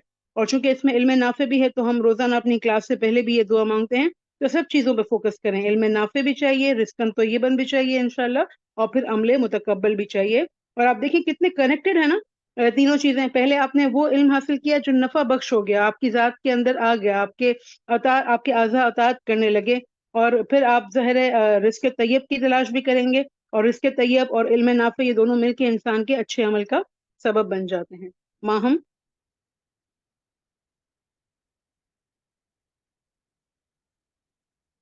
जी अच्छा, माहम, आप इस क्या वाली कहेंगे? दुआ में जी तोयब का तो नहीं है जिक्र, लेकिन ये है अल्लाहुम्मा अग़फ़िरनी ज़ंबी ववस्सिअनी फ़ी दारी वबारिक ली फ़ी रिज़्क़ी। जी, तो इसमें बिल्कुल, बरकत का तैयब का जिक्र होना जरूरी नहीं है। जी माहम, पूरा कर लीजिए बात को। जी बरकत का जिक्र है इसमें, रिस्क में। अल्लाहुम्मा क़फ़िरली ज़ंबी ववस्सिअली फ़ी दारी वबारिक ली फ़ी रिज़्क़ी। ठीक है, जी कि ए अल्लाह जी मेरे रिस्क में बरकत अदा फरमा। और हम इसमें रिस्क के हुसूल के लिए दुआ कर रहे हैं कि रिस्क हमारा वसी हो, उसमें इतनी बरकत हो कि हमें कभी किसी का अल्लाह के सिवा मोहताज ना होना पड़े। बारकल्लाह, वेरी गुड, बहुत अच्छी और बहुत ही प्यारी दुआ है। सभी नर्शी से पूछते हैं ग्रुप 3 से, फिर ग्रुप 4 रेडी हो जाएं। अल्लाहुम्मा कफिनी बि हलालिका व अमनी बि हरामिका व अग्निनी बि अमन। अल्लाहुम्मा कफिनी बि हलालिका व अमन सिवा। अल्लाहुम्मा कफिनी हाँ बि हलालिका अन हराम व अग्निनी बि फजलिका बि अमन सिवा का। बड़ी जी याद सभी। थी हाँ हाँ, नहीं सुनाने वो में। मैं समझती हूँ, कोई बात नहीं। मुझे याद है एक बार क्लास में मुझसे टीचर ने कहा सूरतुल फातिहा सुनाइए, और मैं वो डर के मारे सूरतुल फातिहा भूल गई। तो बहरहाल, लेकिन मैं अभी आपने जो दुआ सुनाई उस पर ये जरूर कहूंगी कि एक तो ये कि ये बहुत प्यारी दुआ है, और आज चूंकि हमने हलाल हराम का पढ़ा है ना, तो खास तौर पर ये इस मामले में बहुत अच्छी दुआ है कि हर मामले में अल्लाहुम्मा क़्फ़िनी बिहलालिका, कि मेरी किफ़ायत कर हलाल के साथ, चाहे वो रिलेशनशिप्स का मामला हो, खाने पीने का मामला हो, हमारी ज़रूरतों का मामला हो, हमारी अल्लाह ताला हर जगह किफ़ायत करे हलाल के साथ, हराम से बचाए, और अपने फजल से हमें हर किसी से बेनियाज कर दे। शदीद तरीन खूबसूरत दुआ है, और ये हमारे रोजमर्रा मांगी जाने वाली दुआओं का हिस्सा होनी चाहिए। اور میں یہ کہوں گی کہ آپ دعا کی ورڈنگز نا اکثر اور بیشتر اپنی کتابوں سے یا دعاؤں کی ایپس بھی ہیں الحمدللہ، ان سے چیک کرتے رہیے گا. چلیں جی 4 فردوس بانو. اللہم ارزقنا وانت خیر الرازقین.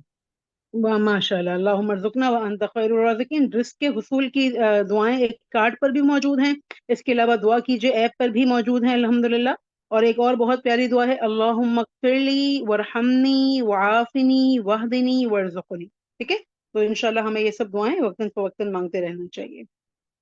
چلیے اگلے سوال کی طرف جاتے ہیں. آیت نمبر 70 دیکھیے اپنے مصحف میں، اور آیت نمبر 70 کا ایک خاص حصہ ہے ان یعلم اللہ فی قلوبکم خیرا، کہ اگر اللہ تمہارے دلوں میں خیر دیکھے گا، جان لے گا تمہارے دلوں میں کوئی خیر ہے، تو آیت کے اس حصے سے ہم اپنے عمل کے لیے کیا سبق لیں گے؟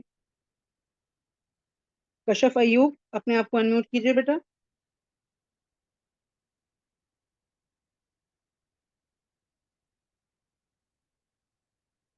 جی عائشہ مرزا. جی باجی، باجی سے سب سے پہلے تو یہی کہ اللہ تعالیٰ اگر ہمارے دلوں میں خیر دیکھتے ہیں، اللہ تعالیٰ ہمارے اندر کوئی بھلائی دیکھتے ہیں، تو وہ ہمیں پھر اس کی طرف مائل کرتے ہیں اور ہمیں اس کی طرف لے آتے ہیں. ہمیں اس کے لیے سب سے پہلے تو اپنی نیت، اپنا خلوص، اپنی اخلاص کے ساتھ اپنے دل کو اس پہ اکٹھا کرنا ہے کہ ہم کیا چاہ رہے ہیں، ہمارے اندر کیا ہے، ہم یہ جو علم لے رہے ہیں یہ ہم کس لیے لے رہے ہیں. ہم اس میں خیر ڈھونڈ رہے ہیں، ہم نے اپنے لیے خیر ڈھونڈنا ہے، اپنی نسلوں کے لیے خیر ڈھونڈنا ہے، اپنی اولادوں کے لیے خیر ڈھونڈنا ہے، اور اس کو ہم نے نہ صرف حاصل کرنا ہے تو اور اس کے علاوہ ہمیں اسے انشاءاللہ پھیلانا بھی ہے.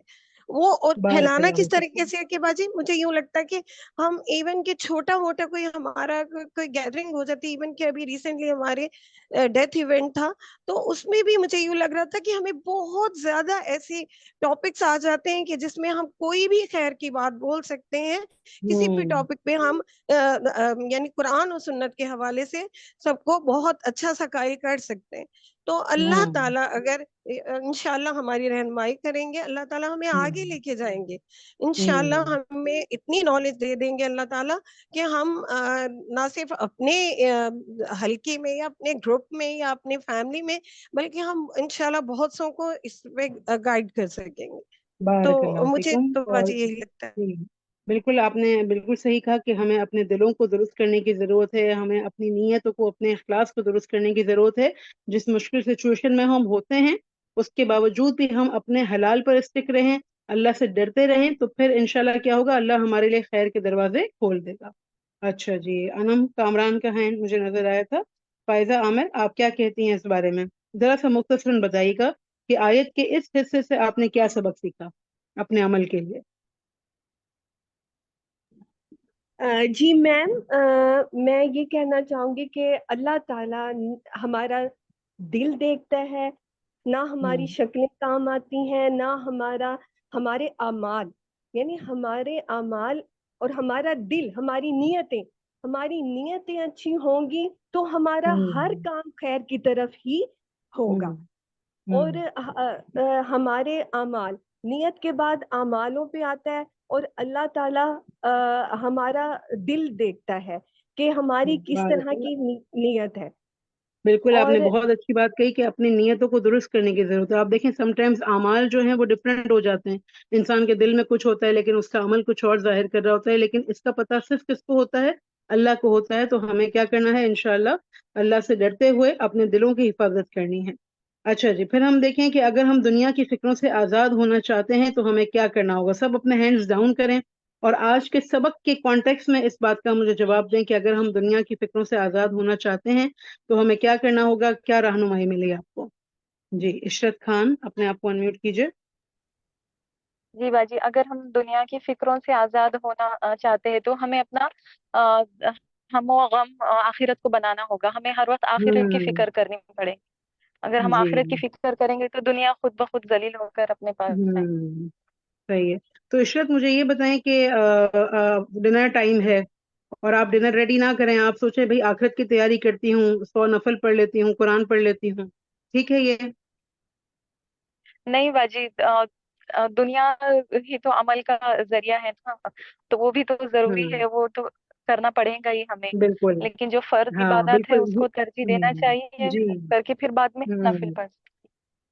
بارک اللہ. یعنی یہ بھی ہماری ذمہ داریوں میں سے ہے. آخرت کی تیاری میں صرف یہ نہیں آتا ہے کہ ہم مصلی بچھا کے بیٹھ جائیں اور پھر کچھ اور نہ کریں، بلکہ مصلی اپنے وقت پر بچھے گا، اور اگر ہم ایکسٹرا عبادات کرنا چاہتے ہیں تو وہ بھی کریں گے، لیکن پہلے اپنے فرائض باقی ادا کریں گے، حقوق العباد بھی اور حقوق اللہ، اور دونوں چیزیں لے کے چلنا ہے.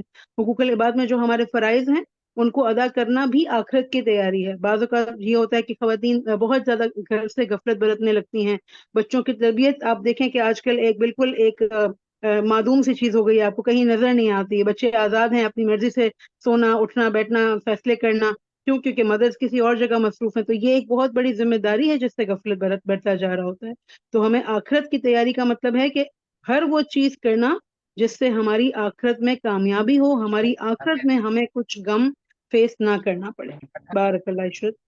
اچھا جی عشرت، آپ کا ہوم ورک یہ ہے کہ اگلے مرتبہ آپ اپنے G3 کی کسی ایسی ساتھی کو ڈھونڈ کے اس کو ہینڈ ریز کرنے کا کہیں گی جو آج تک کبھی جس کی آواز ہم نے نہیں سنی.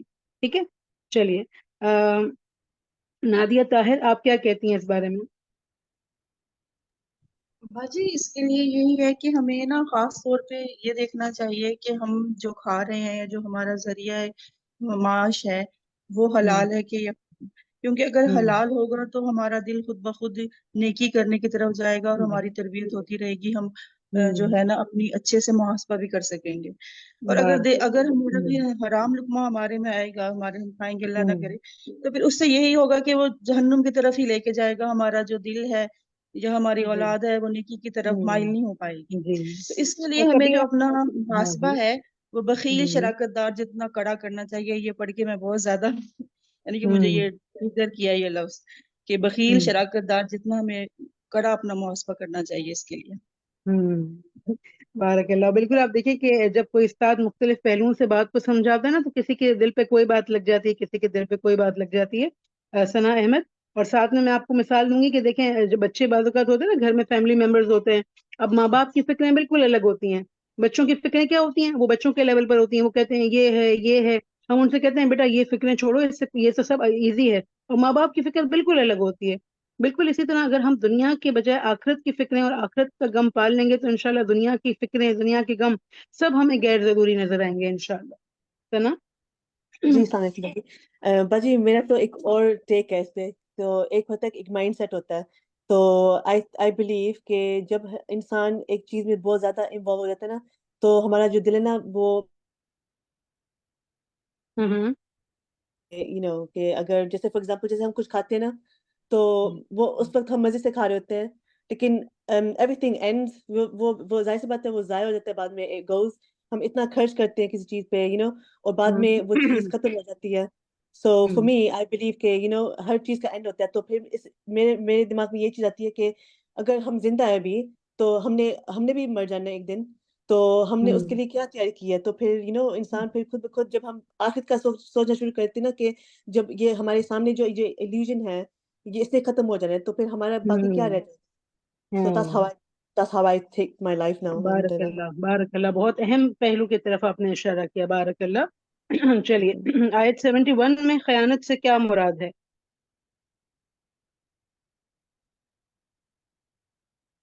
آیت نمبر 71 آپ کے سامنے مصحف ہیں، دیکھیے گا پھر بتائیے گا کہ کیا مراد ہے. ہدا علی بیٹا آپ کا ہینڈ ڈاؤن ہو گیا. ہمارے اس وقت جتنے ہینڈ ریز ہیں ان سب کی باری ہو گئی ہے، تو وہ اپنے ہینڈ ڈاؤن کر لیں اور باقی سب ساتھی جلدی سے ہینڈ ریز کر کے اس کا آنسر کر دیں تاکہ پھر ہم اپنی بریک آؤٹ روم میں جاتے ہیں انشاءاللہ. جی جن چلیں شکیب کا ایک ہینڈ ریز ہے، ہم ان سے پوچھ لیتے ہیں. باجی میں دعا کے لیے ہینڈ ریز کی تھی، ایک بہت بہترین اچھا دعا تھی باجی، اگر آپ کہیں تو میں سنا اگر آپ بالکل ہم کیوں محروم رہے اتنی بہترین دعا سے. اللہم ان کان رزقی فی السماء فانزل وان کان فی الارض فاخرج وان کان بعیدا فقرب وان کان قریبا فیسر وان کان حراما فطہر وان کان قلیلا فکسر وان کان کثیرا فبارک لی فیہ. آمین ثم آمین. بارک اللہ فیکم. کشف ایوب آپ بتائیے بیٹا اس کا آنسر جلدی سے کہ آیت نمبر 71 میں خیانت سے کیا مراد ہے، اور ثنا عبدال اس کو سن کے ویریفائی کریں گے انشاءاللہ۔ جی کشف۔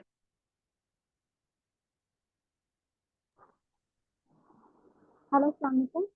وعلیکم السلام، جی بیٹا جی میم، بتائیے خیانت سے کیا مراد ہے، آپ کی اسکرین پہ سوال آ رہا ہے؟ ہاں جی، آپ نے خیانت تفسیر یہ پوری ہے سنی ہے کہ کشف؟ اگر جی آپ نے آج کی جو کلاس میں پوری تفسیر چلی ہے وہ آپ نے سنی ہے؟ ہاں جی نوٹس لیے ہیں بیٹا؟ ہاں جی گڈ، بتائیے خیانت سے کیا مراد ہے؟ خیانت یہ ہوتی ہے کہ اگر انسان یعنی کہ کوئی کام پا رہا ہے اور اس کو پتا ہے کہ یعنی کہ ہم کام نہیں کرنا اور وہ کام پا رہا ہے اور یعنی کہ ایسے اچھا، کام نہیں پا رہا ہے، ٹھیک ہے۔ چلیں میں ابھی آپ کی ایک اور ساتھی سے کلاس میں پوچھتی ہوں، پھر آپ دیکھیے گا کہ آپ نے صحیح جواب دیا ہے یا آپ کے جواب کو مزید تھوڑا درست ہونے کی ضرورت ہے، ٹھیک ہے؟ ثنا عبدال۔ جی باجی، یہاں پہ خیانت سے مراد وہ مشرکین ہیں جو کہ جنگ میں قیدی بن کر آ گئے تھے، تو ان کو فدیہ دے کر انہوں نے کہا تھا کہ ہم اسلام قبول کریں گے، لیکن حضور صلی اللہ علیہ وسلم مطلب ان کو یہ تھا کہ کہیں یہ بدل نہ جائے بعد میں، کہ ہم ان کو چھوڑ دیں اور یہ بعد میں بدل جائے، تو اللہ تعالیٰ نے آپ صلی اللہ علیہ وسلم کو کہا کہ آپ ان سے بے فکر ہو جائیں، کیونکہ اللہ تعالیٰ تو لوگوں کی نیتوں سے واقف ہے، تو جس طرح یہ پہلے بھی آپ کو کرتے تھے اور اللہ نے ان کو آپ کا قیدی بنا دیا، تو اللہ تعالیٰ بعد میں بھی ان کو سد کر دیکھ لے گا، تو آپ اس بات سے بے فکر ہو جائیں کہ وہ اس میں بالکل، خیانت کر رہے ہیں یا نہیں۔ بارک اللہ فیکم، یعنی مشرکین نے کیا کیا، زبان سے اسلام کا اظہار لیکن اندر سے وہ دھوکہ دینے کی نیت رکھتے تھے، تو یہ خیانت ہے کہ انسان زبان سے اسلام کا اظہار کرے، اچھی بات کرے، اور دل میں جو ہے اس کے منافقت یا دھوکہ یا نفرت ہو۔ بارک اللہ فیکم، سبحانک اللہم و بحمدک، اشہد ان لا الہ الا انت، استغفرک و اتوب الیک۔ اب آپ کے بریک آؤٹ رومز ہیں۔ السلام علیکم ورحمۃ اللہ وبرکاتہ۔